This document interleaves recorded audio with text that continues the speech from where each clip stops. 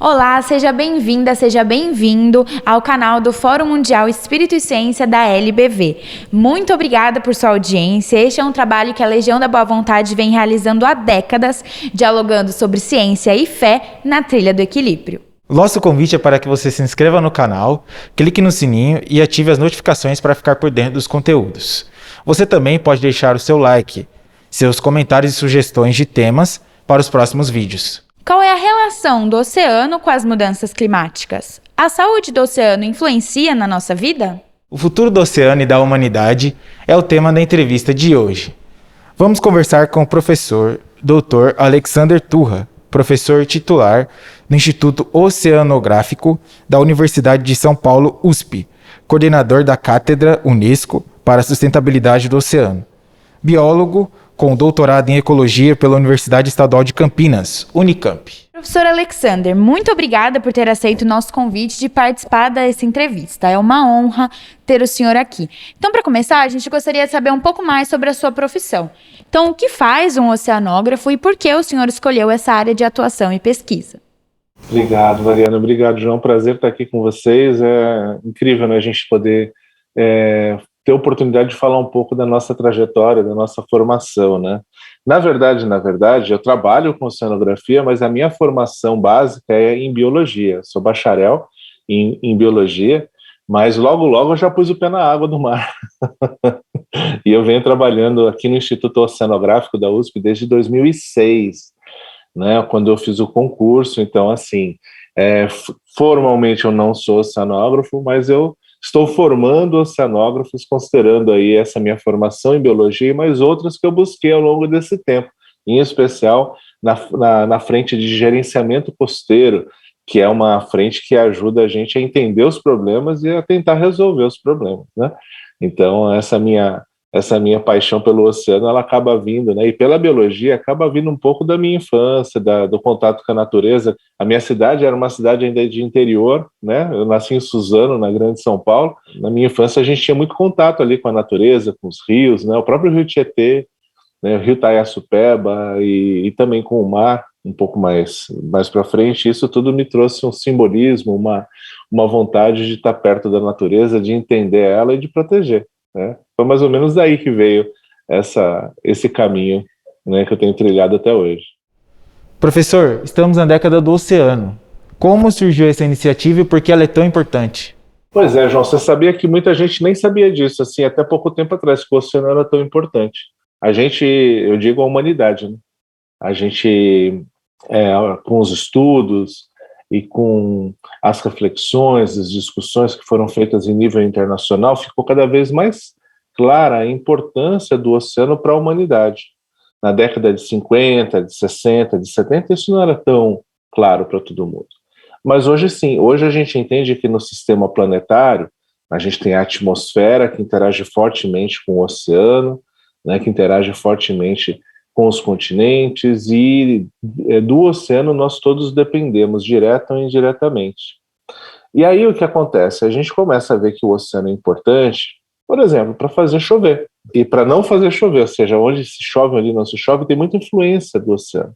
Tem, por exemplo, muito do que acontece aqui no Brasil, em termos de chuva e seca, extremos de chuva, extremos de seca, depende do que acontece no Oceano Pacífico, né? São os fenômenos do El Niño e da Laninha, que são fenômenos que fazem com que, né, o aquecimento ou resfriamento do Pacífico influencia o que acontece aqui no Atlântico. O que acontece na Antártica, por exemplo, influencia, né, o que acontece aqui no Brasil, o que acontece na África, o que acontece no mundo inteiro. Então é muito curioso a gente ter essa constatação, porque ao a gente entender a importância do oceano, a gente começa a entender as consequências das agressões que a gente vem causando no oceano, que não são poucas, mas vamos combinar, né? Não são poucas. E aí você está ali, né? É lixo, é esgoto, é poluente químico, e o oceano está assim, não está aguentando mais nada.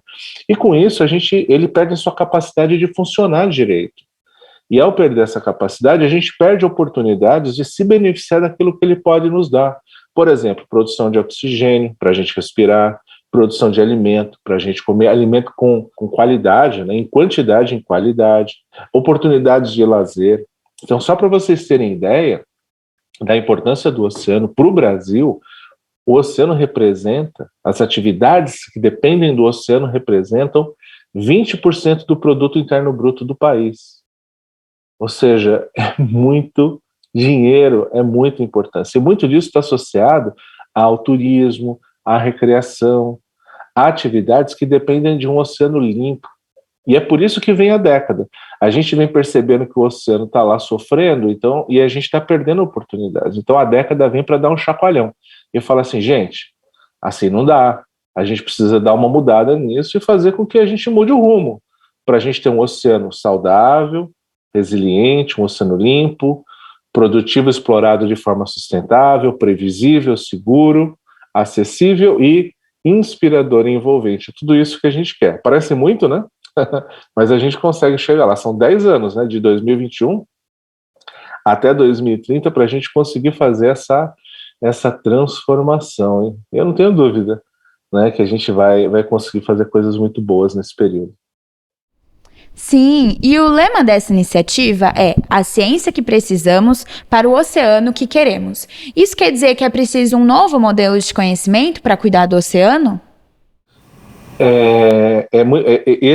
Assim, parece uma coisa tão óbvia, mas na verdade é muito profundo isso, né? A ciência que precisamos. A gente está falando de duas coisas. A gente está falando do conhecimento que a gente não tem ainda e que a gente precisa descobrir, então são as pesquisas científicas. Então a gente tem uma fronteira gigantesca de conhecimento que a gente não sabe ainda para a gente descobrir no oceano. Então isso é um ponto. Porque sem essa informação a gente não consegue entender ele, saber como ele funciona direito, para poder tomar as ações que a gente precisa para conservar, primeiro, ou para usá-lo de forma sustentável, primeira coisa. A segunda coisa é o conhecimento que a gente tem e que a gente precisa passar para a sociedade, para que todo mundo conheça sobre o oceano. E isso tem um nome bonitinho, que a gente em português chama de cultura oceânica, mas que no inglês chama Ocean Literacy. Né, que a gente poderia traduzir por alfabetização oceânica e tal, mas a gente usa cultura oceânica no Brasil. Isso é muito legal porque o oceano ele tem que estar na cabeça, no coração e na alma de todos, para a gente poder saber, sentir e viver a importância dele, mas também cuidar dele, mesmo morando longe da praia. Bom, o que seria e o que engloba a cultura oceânica? Pois é isso que eu estava comentando agora, que é a questão da Ocean Literacy, da cultura oceânica, que é a capacidade que a gente precisa ter de compreender minimamente alguns aspectos do oceano. Saber a importância do oceano para as pessoas, saber de que forma as pessoas influenciam o oceano, saber que o oceano ele tem uma importância, por exemplo, para a biodiversidade, né? Que no oceano a gente tem a maior biodiversidade do planeta, né? A maior diversidade biológica no sentido de grupos, né? Mas a gente tem no oceano uma diversidade maior, não tem mais espécies, mas tem uma diversidade maior do que nas áreas terrestres. Então a gente tem, inclusive, oportunidades de usar essa biodiversidade para a gente gerar produtos para a indústria farmacêutica, de cosméticos, alimentícia, né? Que são os produtos biotecnológicos. Então a gente tem no oceano o que a gente pode chamar assim, de um manancial de oportunidades para a gente poder se utilizar de forma sábia para que a gente consiga gerar e compartilhar prosperidade entre todos, para ninguém ficar para trás. E esse é um outro lema das Nações Unidas, a ciência que precisamos para o oceano que queremos. Esse é um lema da década. E tem esse outro, que ninguém pode ficar para trás. Para chegar no oceano que a gente quer, a gente precisa conhecer algumas coisas. E aí, sabe o que acontece? Tem o oceano que precisamos para o planeta que queremos. Por quê? Porque daí vem uma imagem muito clara. Imagina o seguinte, que o oceano vai promover um grande tsunami virtual, né? Virtual assim, que vai influenciar o planeta como um todo. Vai ajudar a combater a fome, vai ajudar a combater a pobreza, vai equilibrar, né, a questão de gênero e a inclusão, né, das minorias, vai combater o racismo ambiental e o racismo oceânico, vai promover uma transformação que vai beneficiar a todos, né? Então, eu acho que é muito legal a gente ter essa visão, né, de que o oceano realmente não é o tsunami que destrói, né? É o tsunami que constrói. Bom, professor, nós somos uma geração que está dando muita importância e necessidade de revisar o conhecimento e a nossa linguagem. Então, nesse sentido, eu queria pedir que o senhor explique o porquê que é mais adequado dizer oceano no singular e não oceanos. A gente tem 7 princípios de cultura oceânica, 7 grandes princípios, e um deles, né, na verdade é o primeiro, ele fala que nós temos um oceano amplo e interligado. Então, se a gente quer dizer para as pessoas que um resíduo que você joga no Brasil vai chegar lá na China, por exemplo, é muito singelo, é muito importante a gente entender que a gente, na verdade, tem um único oceano. Né? É claro que a gente tem as bacias oceânicas, o Atlântico Norte, o Sul, o Pacífico, o Índico, e nós temos isso.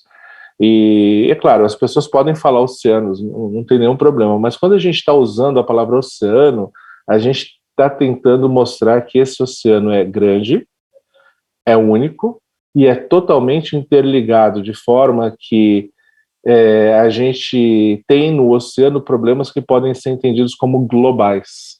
Então, o aquecimento que ocorre em um local, ele se propaga para outro. O lixo que é jogado num local se propaga para outro. Né? Embora a gente tenha, obviamente, impactos locais, mas, na verdade, quando eles se avolumam, eles acabam comprometendo a saúde do oceano como um todo. E é essa noção que a gente quer ter, o oceano como um ente unificado.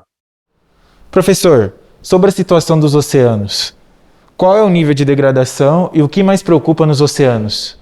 Olha, a tendência hoje é de um agravamento das agressões, das ameaças que assolam, que afetam o oceano. E isso se dá de várias formas e em vários locais. Nós temos basicamente 5 grandes ameaças, a gente organiza em 5 grandes ameaças. A primeira é a destruição de hábitats, como os manguezais e os recifes de coral. A segunda tem a ver com a sobrepesca ou a exploração excessiva de recursos vivos. A gente normalmente se refere à pesca. Aliás, 2022 é o ano internacional da pesca artesanal e da aquicultura, então a gente tem que prestar bastante atenção nesse setor. Além disso, nós temos o que a gente chama de espécies exóticas e invasoras. São espécies que não vivem aqui no Brasil, ou não vivem em qualquer outro lugar, né, mas vivem em outros, e daí elas são transportadas, elas são levadas para esses locais, e lá elas podem causar efeitos muito, muito graves. Nós temos o quarto problema, que tem relação com a poluição, e aí nós temos vários tipos de contaminantes ou de poluentes, incluindo aí o lixo, que é um dos mais visíveis, apesar que o óleo também é visível, né? A gente percebe ele de forma bastante trágica. E, por fim, nós temos as mudanças do clima. As mudanças do clima significam diferentes coisas para o oceano, né? Mas a principal delas, ou uma das principais, diz respeito à acidificação do oceano. O oceano tem uma capacidade muito grande de assimilar gás carbônico da atmosfera, e é por isso que a gente não tem tanto efeito estufa quanto a gente teria se não tivesse oceano. Boa parte daquele gás carbônico vem para o oceano. Só que no oceano esse gás carbônico vira ácido, né? Ele tem uma série de reações químicas e ele leva à acidificação, o que é um problema, especialmente para organismos que têm esqueleto baseado em carbonato de cálcio. E aí a gente tem outro problema. Imagina só você como uma alga ou um caranguejo, né, um animal que tem baixa capacidade de locomoção sendo exposto a todas essas agressões. Não é fácil, não. Sim, e o senhor citou que um dos fatores são as mudanças climáticas, certo? Então eu queria saber qual seria o impacto dessas mudanças no oceano. Maravilha, são vários, né? O oceano, ele, como eu mencionei, ele é um aliado contra as mudanças do clima, porque ele ajuda a manter a temperatura do planeta mais baixa do que seria se não tivesse o oceano, né? Então ele reduz o efeito estufa. Mas ao fazer isso, assimilando o calor da atmosfera e gás carbônico da atmosfera, o oceano sofre alterações. Uma delas é a elevação do nível do mar. Com isso, a gente afeta as regiões costeiras, afeta a infraestrutura, as estradas, os locais onde tem residência. Afeta, por exemplo, a agricultura, porque o solo fica, né, o lençol freático fica salinizado, e você não consegue mais produzir, né? Então tem uma série de consequências. Mas tem outras relacionadas, por exemplo, a eventos extremos, eventos de alta energia, né? Eventos muito diferentes do que normalmente a gente vê. Um deles tem a ver com ondas de calor. As ondas de calor estão ficando cada vez mais intensas, tanto na Terra quanto no mar. E, obviamente, isso significa dificuldades adicionais para os organismos que dependem, por exemplo, de respirar, né? Quando você tem uma água mais quente, você tem menos oxigênio na água, né? Por exemplo, você tem esse efeito. E quando você tem uma água mais quente, o gás carbônico que estava nessa água volta para a atmosfera. E é um problemão, aumentando o efeito estufa. Mas tem um outro fenômeno que são as tempestades. As tempestades têm aumentado em frequência e em magnitude. E isso tem problemas para o turismo, para a pesca, para a navegação relacionada a transporte marítimo, né? Então os containers. E isso pode trazer acidentes, levar acidentes e coisas assim. Então a gente tem aí problemas bastante importantes relacionados ao oceano que vão impactar direta e indiretamente a gente, né? Sejamos turistas ou consumidores de algum produto que vem importado do exterior. É quase basicamente tudo que a gente tem no Brasil. Professor, há como reverter este quadro de degradação? E o que precisa ser feito? Sim, com certeza. Bom, primeira coisa, a gente precisa entender o problema, né? E a década está ajudando a gente a entender o problema. Mas a gente precisa também de pessoas que, ao entenderem esses problemas, elas vão se entender também como agentes da transformação. E essas pessoas são, basicamente, os jovens que vão viver nesse futuro, né? Daqui 20, 40, 60 anos, e vão sentir as consequências das nossas irresponsabilidades enquanto sociedade, né? As nossas demoras em tomar atitudes. A gente precisa, nesse momento, ter atitudes imediatas para que a gente reduza as emissões de gás carbônico para a atmosfera. Então, essa é a raiz da questão. A gente precisa trabalhar fortemente para o que a gente chama de descarbonização da nossa matriz energética. Boa parte das oportunidades ou das alternativas de energia limpa e renovável estão lá no oceano. Então, a gente pode explorar esse oceano como de uma forma muito sábia para a gente realmente sair da matriz petróleo, carvão e gás natural, para a gente ir para uma matriz de vento no mar, sol no mar, ondas, marés, e o que a gente chama de variações ou gradientes de temperatura e salinidade. O oceano é como se fosse uma pilha, né? E a gente só precisa conectar os polos para ela gerar luz. É mais ou menos assim. Bom, o senhor também criou algumas histórias para promover a educação ambiental. E eu, como Mariana, fiquei muito feliz em saber que tem uma xará como protagonista dessas histórias. Então, eu gostaria que o senhor contasse um pouco mais para a gente sobre essas cartilhas. Sim, deixa eu pegar aqui até. Isso foi uma coisa incrível, né? A gente estava na Olimpíada em 2016 no Rio de Janeiro fazendo uma atividade de educação ambiental chamada Entendo Lixo. E a minha equipe estava lá trabalhando e de repente apareceu uma menina de 5 anos, né? Super curiosa, que é a Mariana, essa menina aqui, né? A Mariana, ela ficou muito curiosa, se envolveu e estava com o pai, o Sandro, e eles começaram a se questionar: poxa, mas a praia lá perto de casa está tão suja, e se a gente fosse fazer uma limpeza lá, né? E daí ela pegou e tomou atitude, uma menina de 5 anos. Eu falei: poxa, se uma menina de 5 anos está tomando atitude, né, as pessoas maiores também tinham que tomar. E daí a gente criou essa historinha aqui, né, chamada Mariana e a Batalha contra os Supermacabros, e aí conta um pouco, né, a conversa dela com os resíduos, de como ela vê essa questão. Ela remete assim, a uma coisa muito simples, né? Vamos conversar com o resíduo para entender o que está acontecendo, e aí a gente, de repente, consegue resolver. Aí a gente depois criou essa aqui, que é a Mariana e a Redescoberta da Baía da Guanabara. Esse aqui é meu amigo, Ricardo Gomes, é um mergulhador, um jornalista, documentarista, cineasta, e ele fez um documentário sobre a Baía da Guanabara chamado Baía Urbana. E ele mostrou que a baiana não estava morta. Embora ela esteja sendo agredida, ela estava viva. E daí ele leva a Mariana para conhecer essas riquezas, né? Então essa é a segunda historinha. E agora a gente está conversando com a Mariana, com os pais da Mariana, o Sandro, a Sabrina, para a gente conseguir pensar, né? O que a Mariana gostaria de falar, né? Na próxima historinha. Aí a gente está vendo ela crescer e vendo também ela despertar o interesse por outras coisas. Então tem várias possibilidades. Então tem cenas dos próximos capítulos aí para a gente conseguir envolver, né, as pessoas e transformar. Professor, o que nós jovens podemos fazer pela vida e recuperação dos oceanos? A gente precisa, para fazer essa transformação, a gente precisa ter muita educação, né? A gente precisa ter educação crítica, né? Não a educação para papagaiar, né? E repetir coisas, e sim uma educação que faz você ler nas entrelinhas, né? E entender que a gente tem vontades e né, e tem necessidades que não são necessariamente as necessidades de quem está tomando decisão. Por isso que a gente precisa exercitar o que se chama de democracia participativa. A gente precisa participar, a gente precisa estar envolvido, sabendo o que está acontecendo e se manifestar, discutir.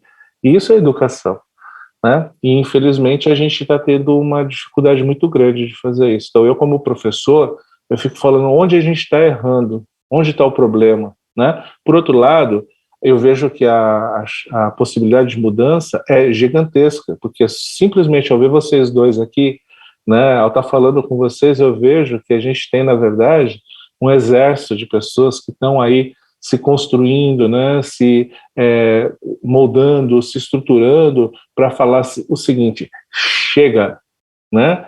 A gente não vai mais viver num mundo em que tem essa tanta desigualdade, num país que tenha tanta desigualdade, que tenha tão pouca empatia com as pessoas, né? Que seja tão pouco inclusivo, né?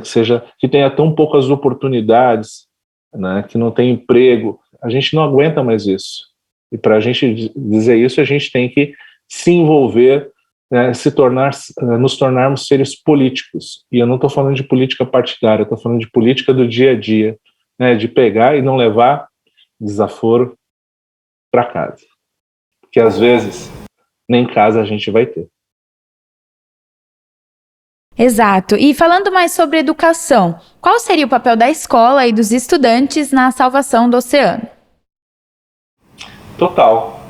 O papel da escola, o papel dos estudantes, o papel dos educadores, né? É aí que a gente tem o tesouro da sociedade, né? É aí que a sociedade pulsa, onde a gente tem os heróis, onde a gente tem as heroínas, onde a gente tem a esperança, onde a gente tem a possibilidade disso acontecer, né? A visão de que a gente realmente tem força para poder fazer essa transformação. Então, para mim, a escola, e eu digo a escola desde a pré-escola até a pós-escola, que seria a universidade, a pós-graduação, né? Eu estou na escola desde sempre, desde quando eu me conheço por gente, eu estou na escola, né? Agora eu tô como professor, mas eu estou aprendendo todo dia. E a vida de pesquisador é isso: você lê, você discute, você sempre está aprendendo. É um eterno estudante. Isso é muito legal, porque você se mantém eternamente jovem, eternamente aberto a ouvir coisas e a repensar coisas. Então, eu acho que esse ambiente, para mim, é o ambiente mais rico que a gente tem. Tanto é que, né, a gente tem oportunidades incríveis aqui no Brasil de promover o acesso à escola para adultos, né, que não tiveram oportunidade de estudar por várias questões, né, econômicas e sociais, e hoje a gente tem, né, educação de jovens e adultos trazendo essa oportunidade para que essas pessoas possam se emancipar, né? E isso é a mágica, né, que a educação promove. Muito bom, professor. Agradeço aqui em nome dos alunos da Legião da Boa Vontade e toda a audiência do Fórum Mundial Espírito e Ciência, da LBV. O nosso muito obrigado. Legal, Mariana, legal, João. Eu que agradeço a oportunidade de falar, porque assim, a gente tem tão pouco espaço para falar dessas coisas, né? E pouca, às vezes, capacidade de ser ouvido, né? E eu acho que a gente tem que fortalecer muito isso. Eu queria dar os parabéns a vocês, né? as educadoras, a escola, né, a instituição, por estarem fazendo um movimento nesse sentido, porque é só assim que a gente vai realmente conseguir fazer essa mudança. E assim, ao agradecer vocês dois, eu queria, né, e ao abraçar virtualmente vocês dois, eu queria abraçar todos que estão envolvidos nessa frente, nessa perspectiva de mudança. Então, meus parabéns, vocês estão aí num caminho incrível, e para mim é um orgulho tremendo estar aqui com vocês, falando dessas coisas. Parabéns. Nós que agradecemos, professor, por essa aula tão importante que o senhor proporcionou para todos nós. Agradecemos mais uma vez ao professor Dr. Alexander Turra, professor titular do Instituto Oceanográfico da Universidade de São Paulo, USP, coordenador da Cátedra Unesco para a Sustentabilidade do Oceano, biólogo com doutorado em Ecologia pela Universidade Estadual de Campinas, Unicamp. Muito obrigada pela sua audiência e fica aqui o nosso convite novamente para você se inscrever no canal do Fórum Mundial Espírito e Ciência da LBV no YouTube. E não esqueça de deixar o seu like e ativar o sininho de notificação. Muito obrigado e até a próxima. Tchau!